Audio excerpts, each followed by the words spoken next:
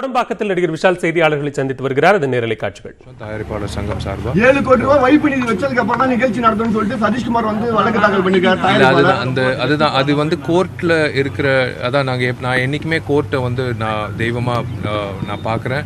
நீதிபதிகளை வந்து நான் தெய்வமாக பார்க்குறேன். கண்டிப்பாக டெஃபினட்டாக வந்து இதில் எந்த ஒரு முறைகேடோ இல்லை குறைபாடோ இல்லை. இது வந்து நேர்மையான ஒரு வகையில் வந்து ஒரு நிகழ்ச்சி நடத்த போகிறோம். ஸோ டெஃபினட்டாக இந்த மாதிரி தடைகள் கண்டிப்பாக எந்த வகையிலையும் எங்களை பாதிக்காதுன்னு நான்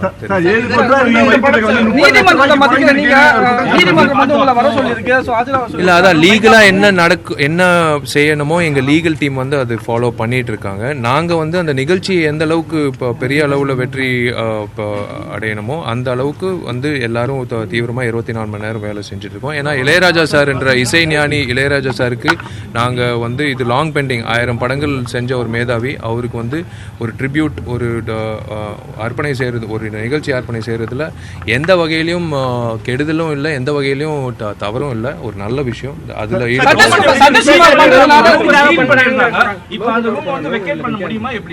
இல்லை அதான் அதுக்கான legal procedures is going on. ஏன்னா அதே டி நகர் ஆஃபீஸில் வந்து வேலைகள் போயிட்டு இருக்கு.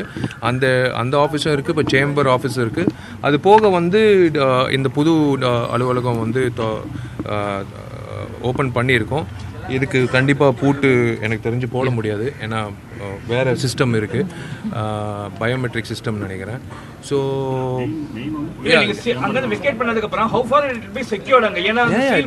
வெக்கேட் பண்ணலங்க, அதே இடத்துல தான் வேலை போய்கிட்டு இருக்கு. we didn't vacate it. It is என்ன ஆவணங்கள் தேவையோ அது வந்து முறையாக நாங்கள் கொடுத்துருக்கோம்.